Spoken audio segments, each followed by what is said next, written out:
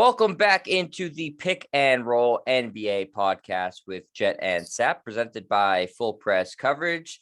3 games down in the NBA Finals, and the Celtics are the team on top right now with a 2-1 lead after winning last night 116-100 in the first NBA Finals game in Boston in 12 years' time, Sap. And the crowd was really ready for that Finals game. It was raucous from the get-go. I think that they really helped the team when they were sort of flailing in the third quarter as they are wont to do. It's not like the Celtics played a great third quarter, but it was certainly not the complete disaster that it was in games 1 and 2. But ultimately, it was the Celtics pulling away in the fourth quarter with a 23-11 frame that put them ahead for good and took a 2-1 lead, as I said. So, Sap, what were your impressions of Game 3? Well, what a strange series, right? I mean, you look at the third quarter, the Warriors have outscored the Celtics 106-63 in those 3 third quarters, games 1, 2, and 3. Meanwhile, in the fourth quarter, in games 1 and 3, the Celtics have outscored Golden State 63-27. So Golden State puts together these massive third quarters, and then in game 1 and game 3, the Celtics were able to withstand that with just lockdown defense in the fourth quarter. And that's been really where the series has been, because in the first 2 games, the first halves were pretty even. Last night, the Celtics had a lead at half and looked to be in control, but then Golden State kept coming to the point where they actually took a 2-point lead fairly late in the third quarter. But the Celtics were the stronger team down the stretch. And it just appears to me that in this series, and it happened last night, that Golden State goes for it in the third quarter. They get their haymakers out. Steph Curry's on fire. And then when we get to the fourth quarter, they don't have much left. The Celtics are the younger team, the more athletic team, the bigger, the stronger team. And I think you've seen that in the fourth quarter. In games 1 and 3, Jet, and again, throwing a lot of numbers here, a la Hubie Brown, but Steph Curry is wilted in the fourth quarter of games 1 and game 3. He's played nearly 19 minutes in those 2 games in the fourth quarter. He's shooting 3 of 10 from the floor, 0 of 3 from 3. He has 3 turnovers and 6 points, and he's at minus 30 on plus minus. I'm not a huge plus minus guy because, you could be playing well and your 4 teammates might not be playing well and you're getting beat up by the opposition. But that's pretty alarming. It seems like Golden State's good for 3 quarters and get to the fourth quarter. They just don't have enough left. Klay Thompson, who had a pretty nice game last night, ineffective in the fourth quarter. Steph Curry, who was his usual sensational stuff for the first 3 quarters, not effective in the fourth quarter. Between those 2 great players, 2 points. As you said, the Celtics outscored them 26-11, and now they're in complete control of this series. So it just appears to me through 3 games, they are certainly younger. I mean, that's fact, not opinion. More athletic, bigger, stronger. And when they really impose their will on Golden State, they're going to be tough to beat.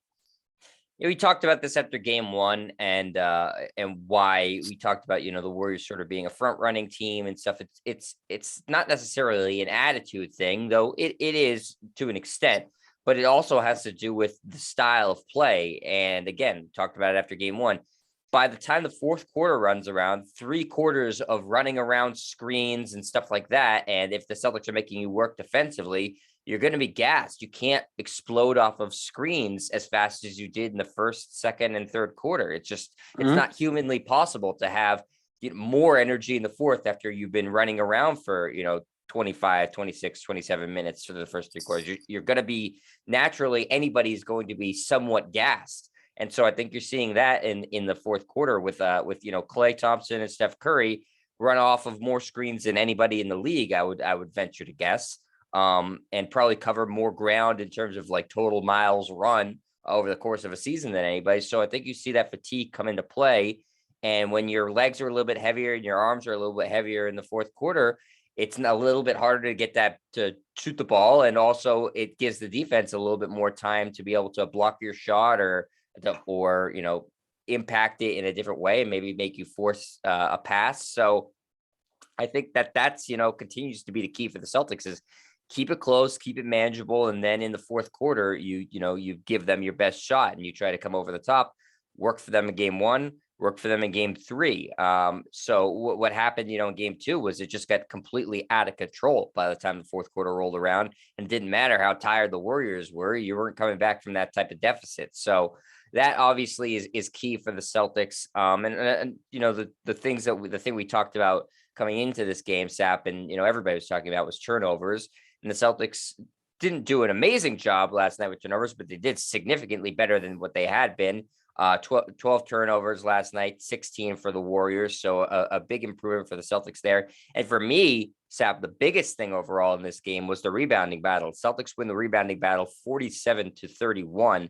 That's a hugely significant number. And I felt like it was a concerted effort on the part of the Celtics to crash the glass hard. And guys like Grant Williams, guys like Rob Williams, Al Horford, they were doing a really good job aggressively rebounding the basketball. The Celtics, for the first time this series, did a great job imposing their will on that side of things, on the rebounding side of things. That really should be an advantage to them because they're a bigger team and, as you said, a stronger team.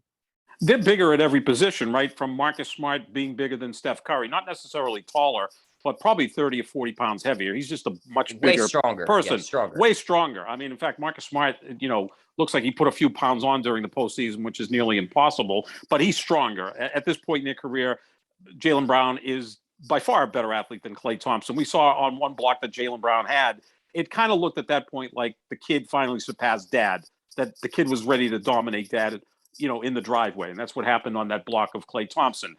Tatum stronger at this point, more athletic than Andrew Wiggins, although Wiggins is a great athlete. Just a bigger, stronger team without question. Hell, Jaylen Brown had 9 rebounds last night from the 2-guard position. And I think that was an important thing. And it kind of led to another key statistic that the Celtics dominated, 52-26 points in the paint. That is a huge advantage. That's somewhere where they should be able to control the game without question. But you pointed out turnovers. That is the X factor throughout the entire postseason, Jet. They had 12 turnovers last night, as you detailed. When they have fewer than 14 turnovers in this postseason, they're 14-2. When they have more than 14 turnovers or 14 or more turnovers, they're 0-5. So if they take care of the basketball, they're nearly impossible to beat. And also, when they can get a third scorer scoring in the 20s, and that was the case last night with Marcus Smart, they're unbeatable because, you know, Brown and Tatum are going to do what they did. They combined for 53 points last night, but then Marcus Smart gives you 24 and you're on your way. Yeah, we talked about how pedestrian the role players were for the Celtics, if that's actually a compliment in game 2. And that Horford, Rob, and Marcus Smart combined for 6 points total. Each of them had 2 in game 2. And you obviously had much more production out of all 3 of those guys last night, in addition to Grant Williams having a nice game off the bench too. Smart, I thought that you needed a big game out of him last night, and he responded well, and he took 17 shots, but I thought that they were good shots, and a lot of them were him in the paint or driving to the basket. And those are the shots that you like out of Marcus Smart, because like you said, Sap, he's physically much stronger than Steph Curry. I have no problem with Marcus Smart being in the post in this series because he has a huge strength advantage over Steph Curry. So those are much more high percentage shots. Rob Williams' fingerprints were all over this game last night. I thought he was tremendous, even though he looks like he's maybe 40%. He's limping up and down the court, but 40% of Rob Williams can still block 4 shots and get 10 rebounds. And he played really hard last night. And so he was awesome last night. Now Horford, 11 points, but he also had 6 assists and 8 rebounds and a block. So he was filling up the stat sheet.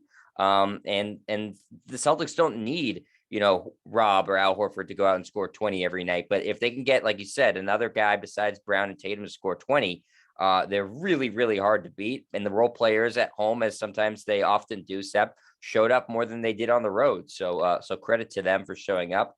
And it all amounted to a Celtics win in a game that was really important for them to respond to what happened in game 2, which was their worst loss in months, and show that, that wasn't what they're really about. And this is more closely to what they are, Sap. And I think, as far as the turnovers go, it's not asking that much to not turn the ball over 14 or less times in a game. So it's not something that you're like asking this team that is not doable.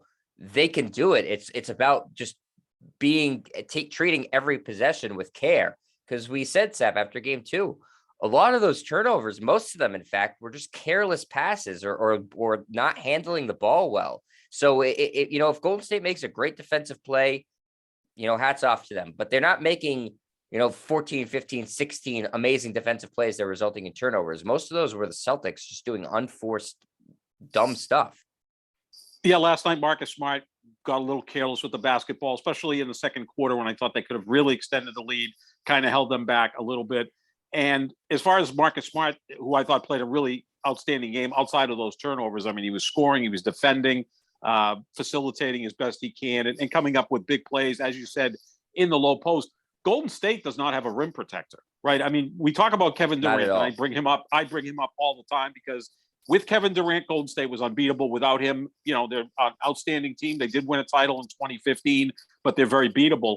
Kevin Durant not only was a cheat code on the offensive end, he was also perhaps their best rim protector at 6'11", 7 feet. He's not a great defender, but he's a willing defender, and that's something he gave them. They no longer have that. So Marcus Smart's working in the low post. Who the hell's going to really impact his shot? Is it going to be Kevon Looney, who's really not that guy? Draymond Green was busy doing other things last night, like playing poorly. So they weren't going to get in the way of Marcus Smart in that situation, or Tatum or Brown taking it to the basket. And Tatum missed a lot of bunnies last night. He could have walked off with over 30 points last night, and the win could have been even more one-sided. So continue to do that. You have that size advantage, and just take advantage of that. I think that at some point in game 4, and we saw him at the very, very end of the game, I think Golden State's going to have to put Jonathan Kuminga, who I like a lot, who's a rookie. He's going to give them athleticism. They lack athleticism. I mean, this is an old team that's not very athletic. As great as Steph Curry and Klay Thompson are and have been, they're now a little bit older, obviously.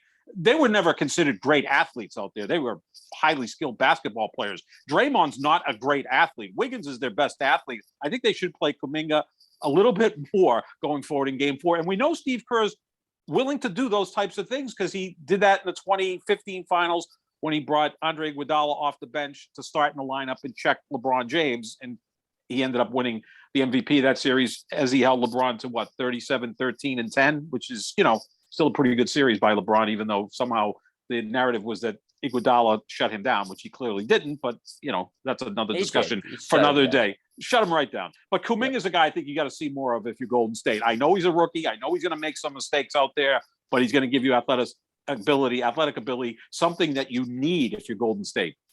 Yeah, those are my thoughts exactly, Sep, is that's what that's going to be their big adjustment in game 4, is that you're going to see more of Kuminga. So you got to look at, okay, here's, whose minutes is he going to eat into? Is he going to eat into a little bit of Draymond's minutes? I could see that. Otto Porter Jr. played 21 minutes last night. Perhaps he eats into some of his, though I thought Otto Porter has been doing a nice job for them, especially from 3. Poole was really good in game 2, but he hasn't been much of a factor in game 1 or game 3. He played 24 minutes last night. Maybe Kuminga eats into some of his. So overall, there's the availability for Kuminga to play, 10, 12 solid minutes. And so that gives them something that they haven't had. And the Celtics, if they see him on the court, they're obviously going to try to expose him for being a rookie. So, the Celtics will have their own counter moves too, but I do think that that's obviously something the Warriors have lacked and certainly need, and it could give them a different look than what they've had. So I think that's a great point, Sap. I think that you're likely to see him. I don't think he's going to be playing 20 minutes, but I think he's going to have a role in the next game. Talking about Draymond Green, though, because, it's certainly worth discussing. After game 1 and 2, he had a lot of things to say. He does his podcasts. And game 2, I think he was, the X factor for Golden State. They played his type of game. They followed his lead, and the Warriors won that game with him being an irritant. He was awful in this last game. I mean, he described it himself after the game. He had no qualms about saying that.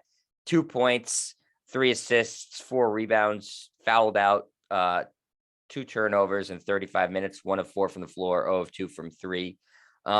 Sap, did the crowd get to him? Did the Celtics try to expose him because they were trying to prove a point? What was going on with Draymond? I think right from the get-go, Jet, that Jaylen Brown hunted him. And look, Jaylen Brown right now after 3 games, and I don't want to jinx him or the Celtics, who lead this series 2-1, but if voting took place right now, Jaylen Brown would be the MVP of this series. He was the biggest reason he won game 1. You were down 15 late in the third quarter, 12 to start the fourth quarter in game one, and he scored your first 8 points and got you off to a great start in that big comeback. Last night, he scored 17 points in the first quarter, got you off to a great start because it's a tense situation. You lost game two in blowout fashion. Now you're back home. You've lost 4 out of your last 7 at home in the postseason for whatever reason. And Jaylen Brown kind of righted the ship right away in the first quarter. He was so important, and he went after Draymond Green. I just think it got Draymond Green off of his comfort zone. And I think maybe Draymond Green was looking for the Celtics players to get into it with him, and they decided not to, which I think a bully sometimes, or an irritant, likes to get engaged with his opposition. And when the Celtics weren't having any of it, they just played better than Draymond Green. I don't think the crowd had anything to do with that. I think he's very comfortable with that. Not a big deal. I think Klay Thompson and Steve Kerr seem to have more of an issue with it than Draymond Green. He was fine with it. But I think that they went after him early, and when Jaylen Brown got off to that great start, I think it just had Draymond Green on his heels for the rest of the game. Yeah, I agree with you about the crowd, Sap. And I want to talk about that in a second because, Steve Kerr and Klay Thompson were all pissy about it after the game. But I think that, Draymond Green still, in my mind, is one of the best defenders in the NBA, but he's not the Draymond Green, as you've mentioned before, Sap, of a couple of years ago, right? So I think that gives Jaylen Brown confidence to say, okay, one-on-one, I can attack this guy, and as good as a defender as he may be, I'm a better offensive player. And we've seen this happen, time and time again throughout the history of the NBA, is that I don't care how great of a defensive player you are, great offense is going to beat great defense every time. That's just the nature of the sport. So, I think that Brown, was wise to do that. And I don't know that it was his decision, Ime Udoka, the team, whatever, but it obviously worked. And the Celtics have really relied on Jaylen Brown to get them going early, and then Tatum to sort of carry them late. It seems like a fine methodology for me. But we talked about this, Sap, with Brown, I think during this final series, is that I like that he's been much more willing to play within himself and not just force threes, but take the mid-range shot, drive to the basket. He's so much better at finishing at the basket than he used to be, where it was like a nightmare every single time. He still misses layups occasionally, though. It was Tatum who was missing more layups last night. But Brown seems to be playing with a lot of confidence, Sap, in this series. I agree with you right now that if the finals ended, he'd be the MVP. He's been the Celtics' best player. That's not to say that if the Celtics do win, that Tatum can't win it, because I don't think he's all that far behind. But Brown has been tremendous. And as far as Draymond goes, I was on the Warriors subreddit after the game because I like to hear, what their fans are thinking. And this seems to be a common theme with them. I think for fans of the Warriors, they seem to be fed up with the Draymond Green experience. I almost look at it like how some fans were fed up with the Marcus Smart experience, midway through this season. And that, you love the intangibles and you love what he's brought to them and stuff like that. But, sometimes those things are to the detriment of the team. And last night it certainly was. And Draymond was a negative for them. He finished, you talked about plus minus at the beginning. He was a minus 13. He was, you could make a case he was the worst player in the court last night, Sap. And so, if those antics aren't working and you're not producing, it's frustrating for fans. I'm sure it's frustrating for his teammates, and it's frustrating for him. You saw his press conference after the game. He's a smart guy. He knows basketball really, really well. He was well aware that he didn't play well. But for the Celtics going forward, can you count on him being terrible every game? I don't think so, but I do think that you can rely on him not having an offensive impact in any of these games because he just doesn't have any offense anymore. No, he's a really good passer. We saw him make a few nice passes last night. That was about the only thing he contributed. He's not going to score. He's not a scorer. I know he's a guy that in Game 7 of the 2016 finals, I think scored 35 or 36 points. He was the best player for the Warriors in that loss to Cleveland in 2016. I don't think he has that in him anymore. He's a guy who's going to give you 7, 8, maybe 9 points, but he'll also give you 7, 8, 9 rebounds, assists, play defense, set screens. Really, he kind of runs the offense. They can run things through him because he's such a smart player, as you detailed. He's also a player that's 32, 33 years old with a lot of mileage on him, as is Klay Thompson, as is Steph Curry. These guys have gone to 6 finals in 8 years.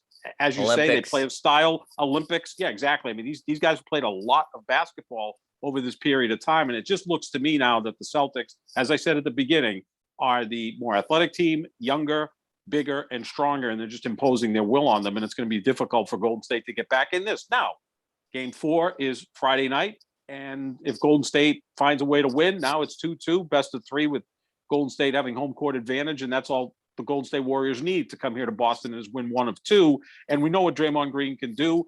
If he starts getting into an opposing player's head, then, he can kind of derail that player's game. The key for the Celtics is getting off to that early start like they did in game 3.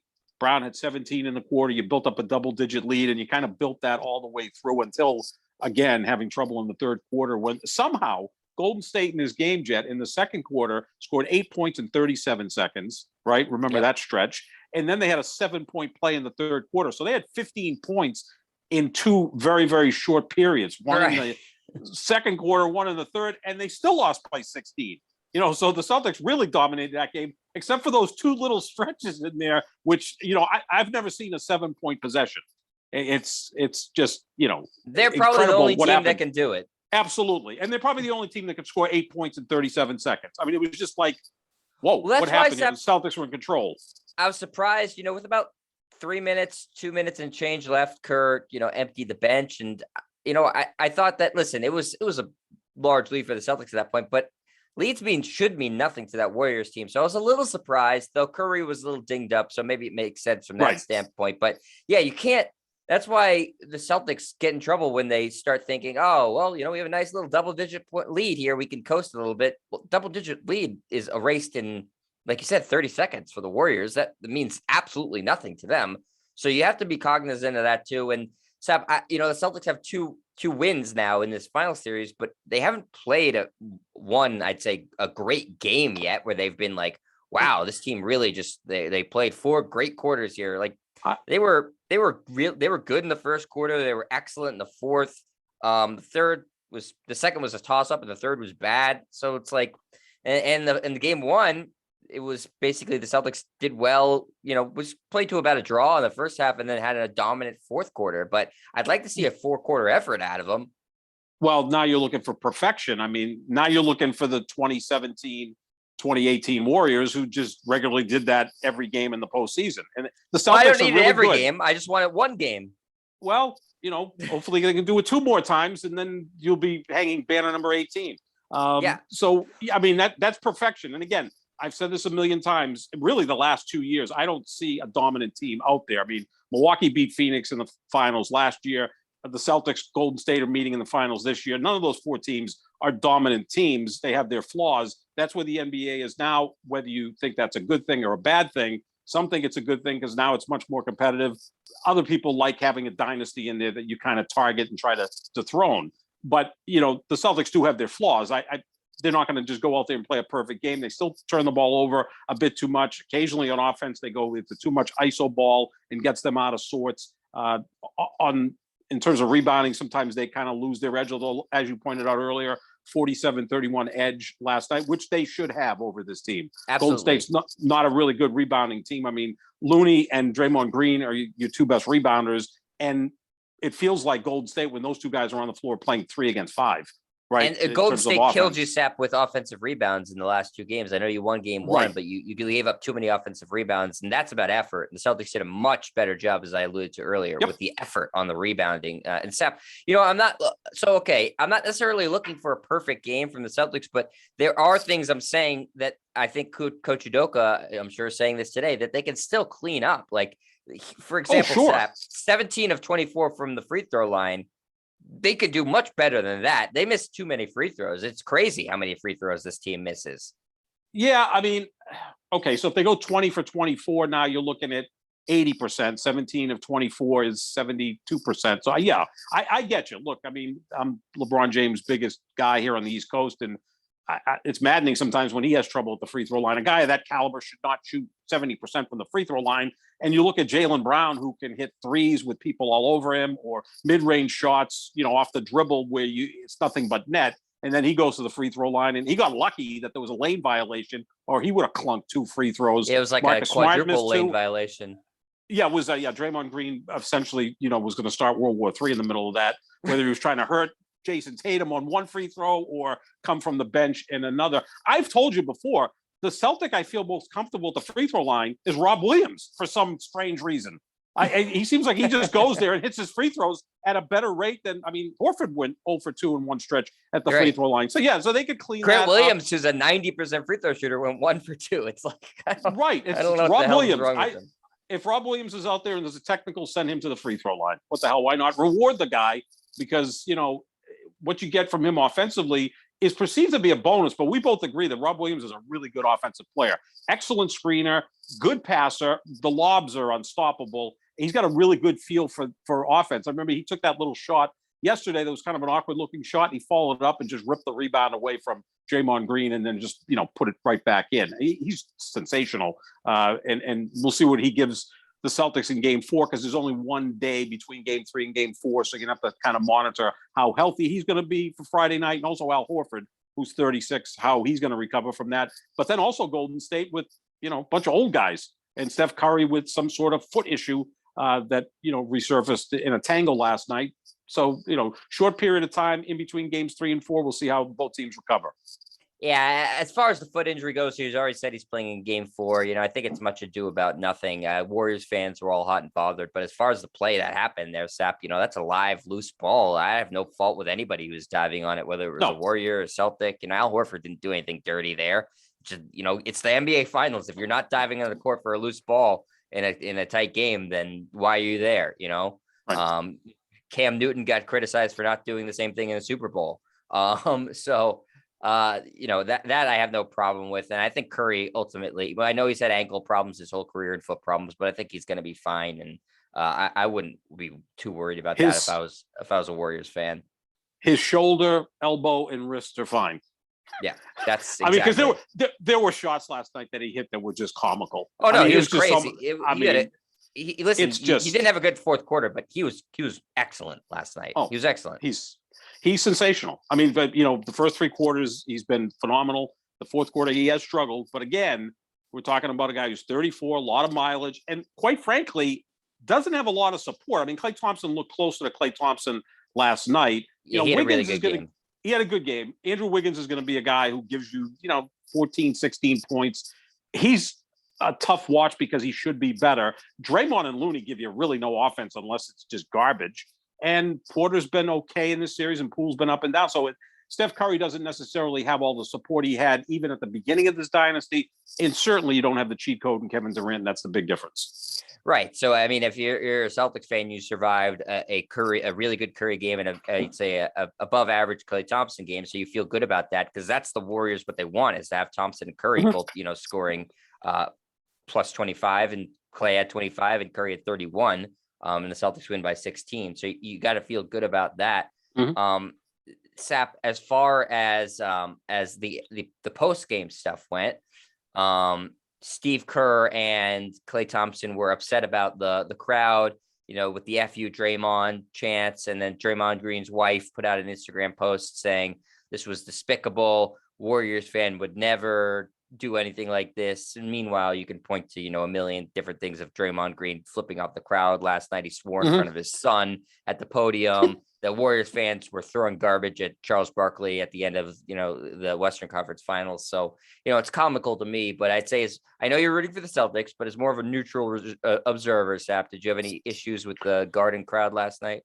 No, that's what fans do, especially if you're going to have a 9:00 tip-off on the East Coast. The average fan there went to work yesterday or maybe took the day off, got in town at 4 or 5 o'clock, went out to eat in the North End or wherever the hell they wanted to go out to eat and started getting liquored up. I sound like Peyton Manning using that phrase, but, by 9 o'clock, people are a little sauced. It's not like it was in the 80s. I never forget the 84 finals, which is still the greatest finals to me in NBA history because you had Magic and Bird at their peak with, Kareem and Parrish and McHale and Worthy. It's just a cavalcade of stars. And it was the first time Magic and Bird met in the finals. And those games were just so intense. The crowds were crazy. I mean, it was the old guard with no air conditioning. It was 98 degrees there. Game 5, Kareem, one of the best conditioned athletes ever, is, sucking oxygen out of an oxygen mask. I mean, it was insane. It's a lot more mild now because they'll just throw people out. I mean, if people are really acting up, they will just get your ass out of there. In 1984, they didn't do it. I mean, people were smoking in the stands in 1984. It's a little bit different than we have right now. So, no, that's what fans do. And look, I mean, Draymond is a guy, we both like Draymond. I think he's as a player, he's outstanding, but I like him off the court. I think he's great with his podcast. I think he's going to be a superstar in media once he retires. But here's a guy who, when he was in Memphis, he got tossed out of game 1, and he's, given the 2 middle fingers to the fans there, which is an FU. So, if the fans verbalize it rather than just giving him the finger, what's the big difference? And then Klay Thompson got a little bit, clutching his pearls there with, in front of family and kids and all of that stuff. First of all, I don't know how many 5-year-olds should be there at 9:00 at night, but again, I'm not a parent, Deuce so was maybe there. I'm not the person. Deuce is always there. He's 4 years old. I mean, what's his sleep schedule like? But yeah, I mean, and Steve Kerr, but they were asked those questions and they answered them. And Steve Kerr I think Klay Thompson seemed really uber serious about it. Whereas Steve Kerr was, kind of, I don't think he brushed it off, but he wasn't as blameful of the crowd as Klay Thompson was. But I think it's much ado about nothing. They got intense for a while, then it stopped. And then at that point, I think the fans said, this guy sucks tonight. Yeah, he's not doing anything. So why rile him up? Just ignore him. He's not doing anything. It's not honestly, like Draymond said he didn't care at all, and he's the only one who directed it. So he likes I have no problem with it. He's fine with it. I think I said this before, Sep. If as long as it's not crossing the line, talking about someone's family, race, ethnicity, religion, that I'm fine. I don't care about if you're swearing, it's a basketball game. People have been swearing at basketball games for 75 years. So, it's like you said, it's pearl clutching. It's like, it was lame. And it's sort of the smarmy attitude people kind of don't like about the Warriors. It's like, okay. Oh, sure. Well, I mean, are they not the perfect suburban team? Right. I mean, well, look at their fans now because they've moved to San Francisco. It's so like all these tech people. There. It's like, they're like, well, no one's swearing at the game because you've priced out all the people who give a damn about going to the games. Nick Wright said, this series is difficult for me because I have a ton of tech billionaires in San Francisco yelling at me who are season ticket holders, or a bunch of like hard-headed construction workers in Boston coming at me. I don't know which way to defend myself first. But you just look at. There's such a suburban team. It feels that way with Curry and Klay Thompson. I mean, these are guys who dad played in the NBA, right? I mean, they're they think they're shit's ice cream, which is fine, and they've carried themselves that way throughout. And this Kerr run. Does as well. It starts, I think. Listen, I like Steve Kerr. You like Steve Kerr. We like that he's politically outspoken and stuff like that. But the reason that conservatives hate him is stuff like that, where it's like, okay, you think you're that much better than everybody else because that's how he talks. Exactly. I think we do need a summit between Steve Kerr and Washington Commanders defensive coordinator Jack Del Rio. I think that would be a nice conversation. I have one of my best friends. His wife works in the PR field for the Commanders, and I was like, "You have the worst job in America." I know. Sucks. It's a terrible job. Well, I get what Del Rio was doing there, but I wouldn't call January 6th, 2021 a dust-up at the Capitol. A dust-up might be, a little fracas at a local like playground. A fist fight. Yeah, a fist fight. Yeah, a little bit of an issue. Yeah, I mean, storming the Capitol and 5 people ultimately died and a lot of constructing damage. A gallows. Scary moment. Yeah, I think that's a little more than a dust-up, but, we don't want to go too political on that. But, yeah, being in that department for the Washington Commanders, it starts from the owner down. A lot of problems in Washington with that football team. Yeah. But all things aside, I like Draymond, I like Steve Kerr. But I like Klay Thompson too, but it's just last night I was like, can you really care about them using salty language that's not classy? Like, I'm sure every arena that Draymond Green has ever played in, there's probably been an FU Draymond chant. Sure. I would venture to say, going back to his Michigan State days. So maybe even his high school days. Saginaw, Michigan. Yeah, I mean, I'm sure he played in front of tough crowds in high school. Absolutely. I played 4 years at Michigan State, where Michigan State essentially plays, basketball as football, right? With Tom Right. Izzo. He's just a And he perfect Michigan State player. Yeah. He continues to play basketball as football, Draymond Green. Right. He and Marcus Smart, put the helmets on, guys. Yeah. So, I just thought as a Celtics fan, it was kind of like comical. It's like, okay, you guys got beat and you're talking about the fans swearing. It's really not that big of a deal. Sap, any other sort of lingering thoughts from that game last night? No, I thought, again, that Jason Tatum worked his way through, not necessarily shooting the ball that well. I thought he did a good job facilitating. I mean, he's just becoming a really good passer.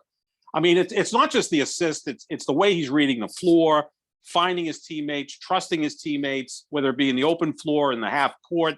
His passes are perfect, leading to makeable shots because the passes are right in the shooter's pocket. And that's what a great passer does. So he's really elevating his game. It's rounding out. He's not shooting well, but at least he's fighting through it. And look, Jaylen Brown, my favorite Celtic. And in fact, I encourage everyone to go to fullpresscoverage.com. I've got a new column up on Jaylen Brown, who I kind of talk about as being like the middle child of the Celtics. If you look at Tatum, Brown, and Smart as the three sons of the Celtics, and again, I think it's a big two with high-level role players and Marcus Smart, Al Horford, and Rob Williams, and the big two being Jason Tatum and Jaylen Brown. But for argument's sake, we'll put Marcus Smart as part of a big three because I know the organization and the fan base thinks that way. Marcus Smart's the eldest son. He's been here the longest. Well, yeah, you put Marcus Smart is the big one, and the other two guys just go along for the ride. But Marcus Smart is the eldest son, who thinks a little more highly of himself than he really is. He's got the personality. Jason Tatum's the youngest, right? He's the most talented. He's the cute one who's spoiled. I can attest to that because I'm the youngest of five. At 59 years old, I am still spoiled. You're the oldest in your family, so you understand that dynamic, right? Well, maybe that's why I'm drawn to Marcus. Marcus Smart, right? I should be drawn to Jason Tatum, but Jaylen Brown's like the middle child. Marsha. Jan from the Brady Bunch. He's the second longest tenured Celtic. Marcus Smart is the longest tenured Celtic, and Jason Tatum is the third longest tenured Celtic. Right. So of those three, so yeah, they look again. That's what it is, and I think Jaylen Brown, like the middle child, not a lot of fanfare with him. He's the one guy on the team that doesn't argue with officials. He just kind of goes about his business. He saved your bacon in game one, and all everyone talked about was Horford and Derek White hitting threes and Jason Tatum getting 13 assists. Without Jaylen Brown scoring the first 8 points of the fourth quarter in game one, you don't win that game. And without him scoring the 17 points in the first quarter last night, you probably don't win that game last night. I think he's the front runner for MVP, so I encourage people to read that column about Jaylen Brown on Full Press Coverage. That's a great point. Absolutely. Check that column out. And Sap, I think also as well, you look at, and I don't know if you mentioned this in your column because I haven't had a chance to read it yet, but you look at, okay, Jason Tatum, all NBA first team this year, was an all-star. Marcus Smart wins Defensive Player of the Year. Jaylen Brown isn't an all-star, no accolades. So that sort of fits into that narrative too, but he's been great point. He's been tremendous, Sap, in the finals so far. So I think I should have talked to you before I wrote the column because that was a great point. Sap. I should. I steal a lot of your ideas. You do, for some columns, so I got to start giving you more heads up on that. I'm an idea machine, Sap. You are, So those, I think that as far as the next game goes, Sap, we've talked about what we think Golden State's going to do. Try to go maybe a little younger, a little bit more athletic. The Celtics, the game plan should be the same, right? Keep it close. Fatigue Golden State, make them work offensively. Don't turn the ball over. And I think also make a concerted effort to drive to the basket because he said no rim protecting on Golden State. So Marcus Smart, Jaylen Brown, Jason Tatum, those guys should all be putting their head down and trying to get to the basket. Take twos if they're available. No problem with that. Just, keep the game close and then make your move in the fourth quarter. I think that has shown to be a winning recipe. So Celtics 2 games away from capturing their 18th title, Sap. As far as what's going on in the rest of the league, well, a little bit of has to do with this series, Sap. LeBron James has to insert himself into every single conversation, whether it's the NBA offseason, his team was eliminated months ago, or if he's playing in the finals. And so he's talking about what team he'd rather play for amongst these 2 teams that are remaining, Sap. And he said the Warriors because LeBron wants things to be easier for him. And that would be a front runner position because, him playing with Curry and Klay Thompson is exactly the types of players that LeBron is best with. And Tatum sort of has and Brown would sort of fill the role that he does here. So I disagree with this choice because I think it's him taking the easy way out again, Sap. Well, that's taking the smart way out, isn't it? I mean, why in life do you want the easier road? Take the road less traveled, you know, uh, be one to go in a better situation. I don't know if it would be the best situation because you'd be going to a team where the two great shooters you have are older. I mean, I do think LeBron would probably lead the league in assists if he's got a healthy Klay Thompson and Steph Curry on his wings, right? And I know he has a relationship with Draymond Green, and Draymond Green might be the only superstar. Well, I don't call him a superstar. The only elite player, star, whatever, who would actually get in LeBron's face. I don't know if LeBron's ever had any issues with teammates. Kyrie kind of like ignored him, but Kyrie's just a different breed. I think that Draymond Green would actually get in LeBron's face, like he did with Kevin Durant. I don't think that Draymond Green has an issue with that.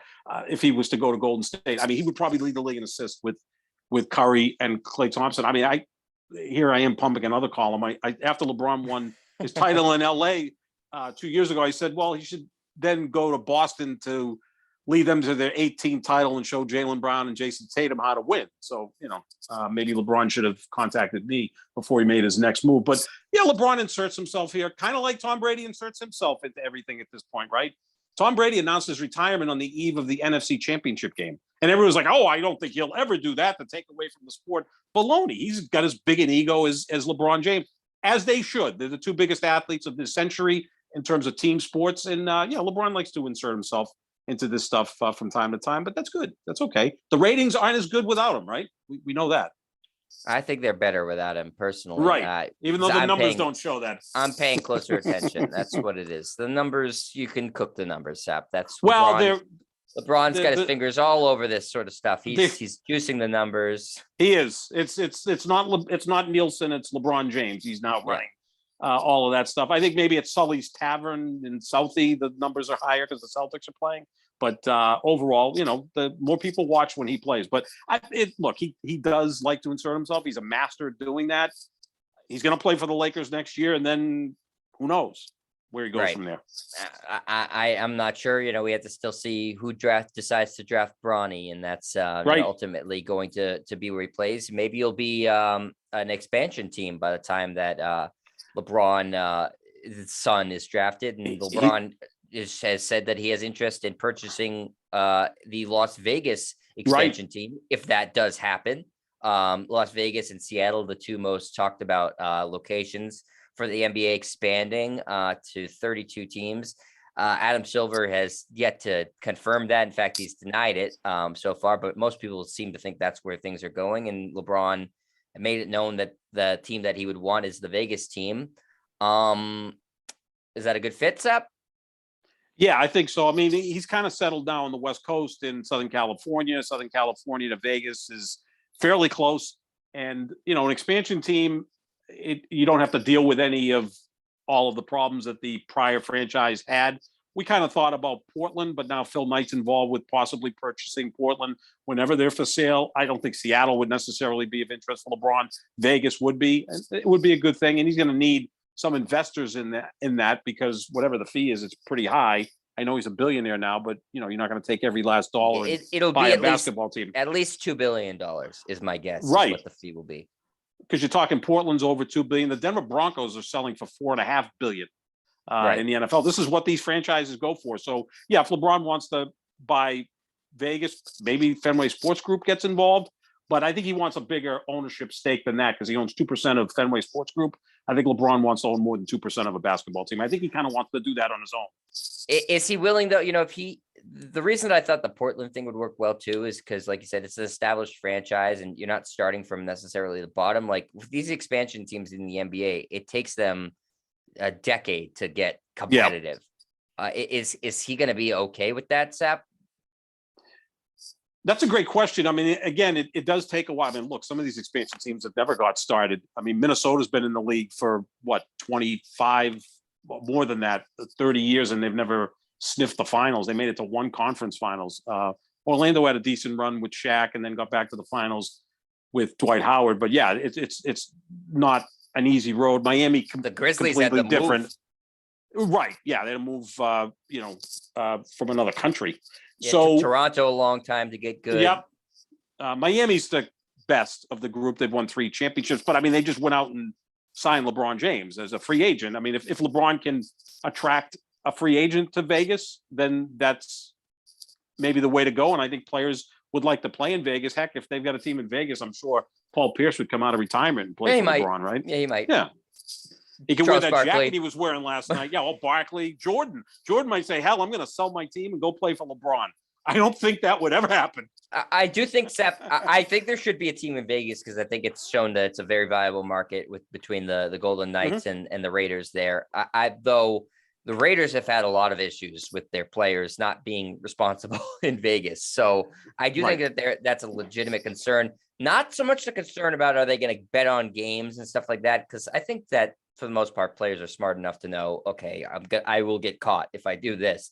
But with the fact that it's a city that's open 24 hours a day, I think, especially for young men, is very hard to stay on the straight and narrow for it. And the only thing with Jet, I'm going to push back a little bit with that, and I think it is a good point because we always talked about that with New Orleans. New Orleans was always tough to get players because New Orleans is a party town, right? I mean, obviously come to Boston, the bars close at 10 in the evening, and the restaurants stop selling food at 9 for whatever particular reason. But I think basketball players deal with things better than football players because basketball players, the season is longer.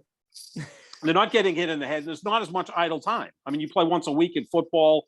Monday night is a big night out for these guys because Tuesday's the day off generally. Basketball, you're traveling a lot. You're coming back home. I think it seems to me that basketball players would handle that type of stuff better than football players. I mean, basketball players can be divas. We get that. We know James Harden likes strip clubs, but we don't really hear. We don't hear many really crazy things about basketball players, right? God, would he want to play in the Vegas team?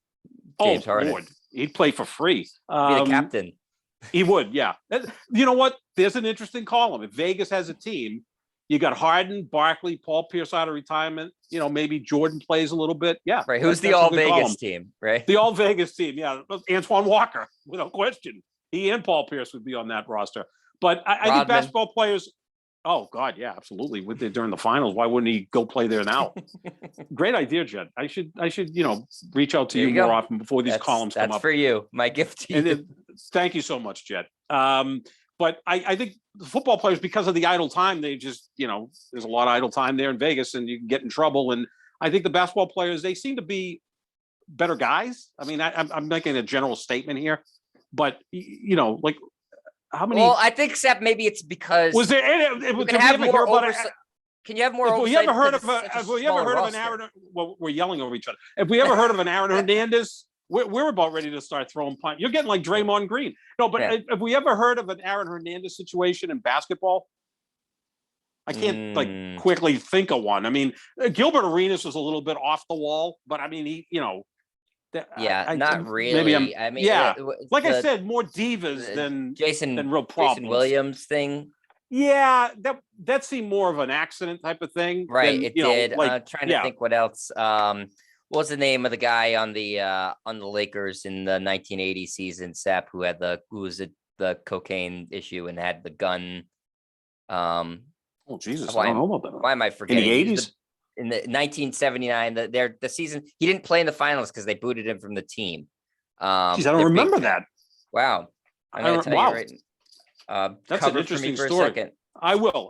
I'll be Draymond Green picking up multiple defenders. Yeah, I think with basketball, you basically see guys that, again, divas, but not bad guys, good guys, actually, like family guys. Spencer Haywood. Kids that played. Spencer Haywood was a loose cannon. Yes, he was. But, nothing quite to the stretch of Aaron Hernandez. Or you're right. Yeah. So they're just, again, they can be, I mean, like Draymond Green seems like a really good guy. I mean, he's loud and crazy and obnoxious, but he seems like a good dad, husband, son, all that stuff. So I think they could handle that. I don't know how we got into this conversation, but I think eventually you're going to get a team in Vegas, and I think the players, some of the free agents, would flock there for sure. Yeah, that's Sap, to finish up, a team that has not the nightlife of Las Vegas, the Utah Jazz, who have basically the opposite of the nightlife of Las Vegas. I'm pretty sure things close at around 7:00 in Salt Lake City. They are looking for a new head coach after Quinn Snyder stepped down. By the way, they had a press conference with Quinn Snyder where he resigned, which is very odd, but that's how they chose to do things there. And now they're looking at head coaches. A rumored name is Brad Stevens, the current general manager of the Celtics. I don't see any way that he would take that job because it would be a demotion, and the Celtics are 2 games away from winning the finals with a team that he's in charge of. Unless he's just really misses coaching, I don't think that that's realistic. Sap, what do you think?